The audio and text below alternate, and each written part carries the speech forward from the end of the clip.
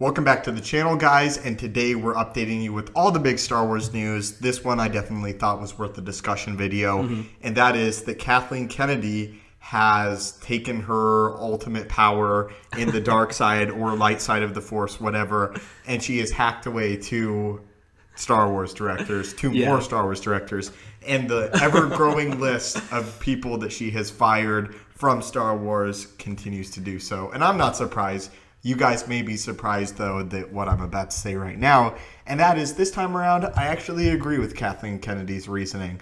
I think that she was totally right to sever the connection between the Game of Thrones guys and making this new Star Wars film or Star Wars trilogy, and we'll get into that a little bit later, but first we're going to kind of lay the groundwork on what led to this point. Yeah, I would actually say this is the second time I've agreed with the firing of directors. The first time being Colin Trevorrow, and then being replaced with J.J. Abrams. Just because I don't think Colin Trevorrow was ever very talented, and I think J.J. Abrams already made a good Star Wars movie, so I was in support of that. I'm kind of in support of this decision because of what I think the directors, David Benioff and then D.B. Weiss. Yeah. I wasn't a giant fan of what they've done with Game of Thrones. Game of Thrones has a lot of great stuff that they were definitely involved in, but you could tell exactly how talented they are when they were not going off of the previous works of George R.R. Martin. So having them depart from Star Wars is not something I'm super in for or super against. I'm kind of neutral on it. That being said, I also do believe that what we know to be the facts of this thing could also all be completely false. Because studios do this thing where they try to save face and they kind of lie to you about the exact goings on of what happened between the directors and Kathleen Kennedy and stuff. They try to make it sound as mutual of a firing as possible, like there was really nobody that was wrong and that everybody's still happy. They're parting ways on good terms. They're parting ways on good terms, and that the projects they were working on are still intact and all that stuff. They really do what they can to make things seem not very bad. But we do know some details about what happened, and they're pretty interesting. So just to fill you guys in a little bit more, the Game of Thrones producers were brought in to direct a Star Wars trilogy. Again, one not associated with the Skywalkers at all, presumably taking place thousands of years before any of the Star Wars movies that we know and love. And again, would not follow the lineage of the Skywalkers. They would tell an original story in an original period of Star Wars that has yet to be explored in canon. Yeah. Then Game of Thrones Season 8 came out, I believe, and it was a massive disappointment to nearly every single fan of the whole series. And that has led us to this point where now it's being revealed that Kathleen Kennedy asked both of them to step down from their Star Wars trilogy. And it's unknown if the people at Lucasfilm were disappointed with Game of Thrones Season 8 themselves and saw the fan backlash, and then that's the reason why they were ultimately axed. It doesn't sound like it. It doesn't. But at the same time, I wouldn't be surprised if that played a heavy toll on their firing, because right now the last thing that Star Wars needs to be is controversial. So when they have these two people slated to direct these movies that have this already kind of like negative association with them, you really don't want them on your project because the fandom of Star Wars is already kind of split. So why add that extra negativity to this franchise? Right now what Star Wars needs is consistently good movies with a consistently happy fan base. And that's something that they might not get with these directors. So I wouldn't be surprised if that played a lot into their firing.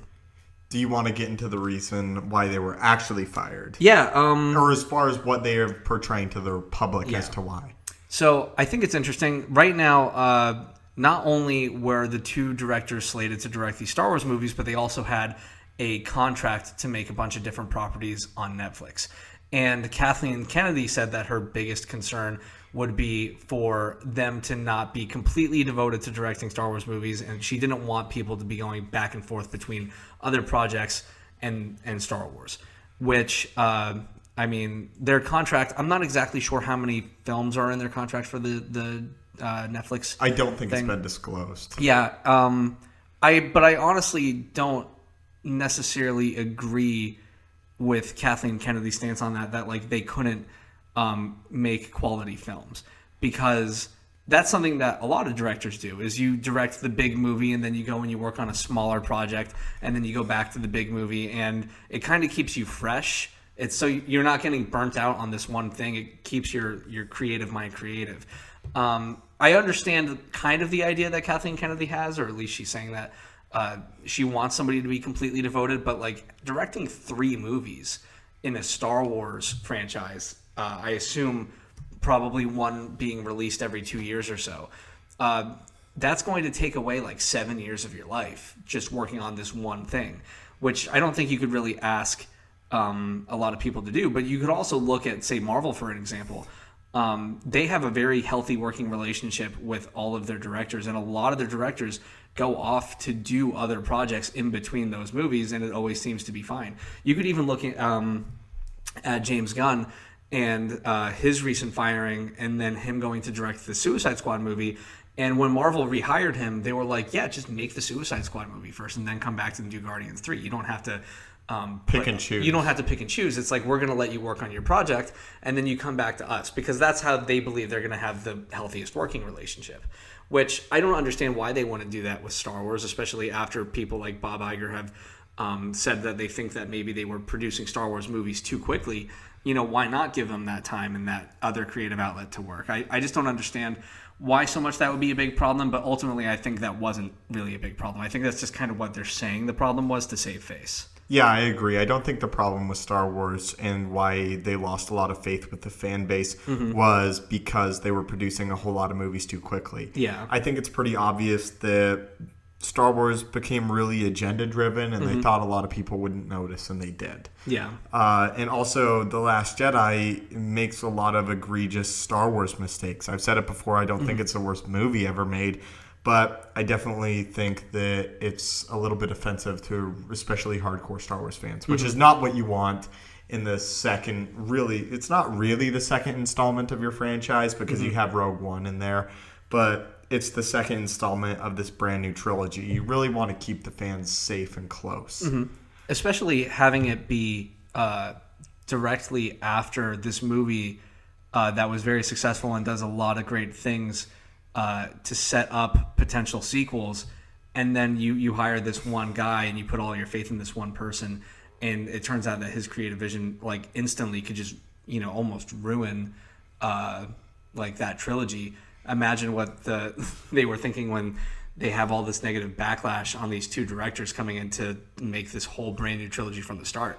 And this isn't also the first time where there were directors slated to make something that had this negative fan base associated with them, and then that person gets fired. You could look at like Josh Trank, for example, which Josh Trank probably had a little bit more baggage than just having a bad Fantastic Four movie before they fired him, because there was a lot of rumors saying that he was not very professional on set. And being belligerent. He was being belligerent, and there was people claiming that he had a problem with drugs and alcohol, which, as far as I know, David Benioff and DB Weiss do not have problems like that.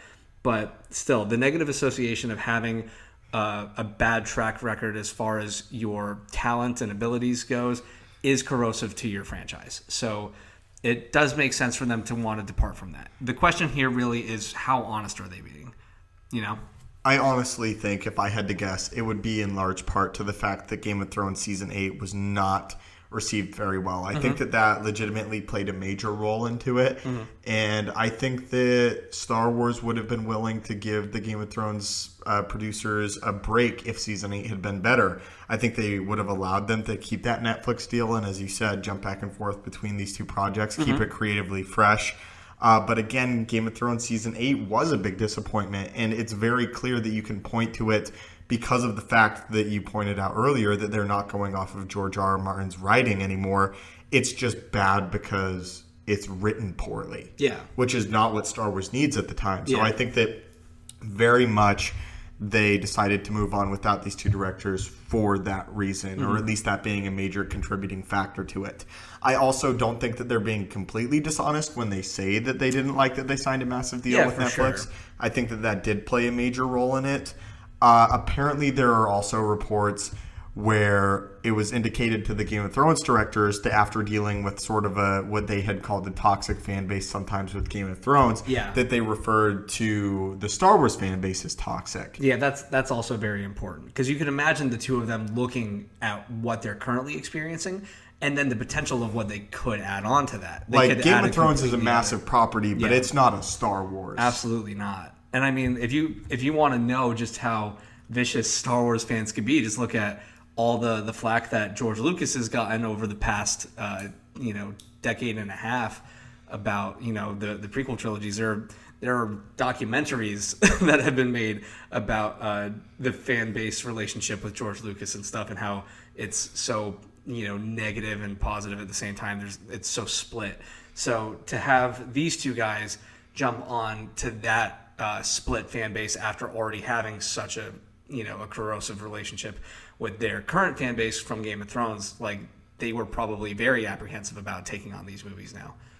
I also do want to point out, though, that although we have lost these two directors, it's very important to remember that Kevin Feige will still be producing a Star Wars movie. Yes. We don't know what Star Wars movie. I would like to see him take over as the creative producer behind a trilogy. Mm-hmm. I don't think that's impossible. But legitimately, the individual that I want right now producing Star Wars content, and this may be a bit of a leap because we haven't seen The Mandalorian yet, but I want Jon Favreau to be the man. Mm-hmm. Jon Favreau, I think, is a great choice. He's been behind so much of the Marvel movies, because he's only directed 2 Marvel movies, but he's produced a ton of Marvel movies. I think he has a production credit on every Avengers movie. I could be wrong, but I know that he definitely is very heavily involved. He's seen it not only from behind the scenes of the Disney properties, but he's made tons of gigantic movies. He made the Jungle Book movie. He just made the Lion King movie. And you can say what you want about the quality of those movies, but Jon Favreau is certainly incredibly talented. And right now, I think anybody else would honestly be a better pick than Kathleen Kennedy. Kathleen Kennedy only has about a year left. Apparently, there are reports that she wants to see out the last Indiana Jones movie, and then she's going to depart. I just don't understand. We're not talking about Indiana Jones right now, but I don't want her involved in that. We don't know. Yeah. Kathleen Kennedy was, in fact, the only individual, though, that George Lucas trusted with his property. That's so weird. And he said that before, gone on record and said that. And we don't know exactly what's going on behind the scenes. All we know is that something needs to be changed. Mm-hmm. And Kathleen Kennedy may not actually be the person to blame. I definitely think she is the person to blame. She's definitely the face of the blame. Right. But it could be a bunch of contributing factors. Absolutely. There's definitely not one individual that has put Star Wars in the state that it's in now. There's probably gigantic committees of people.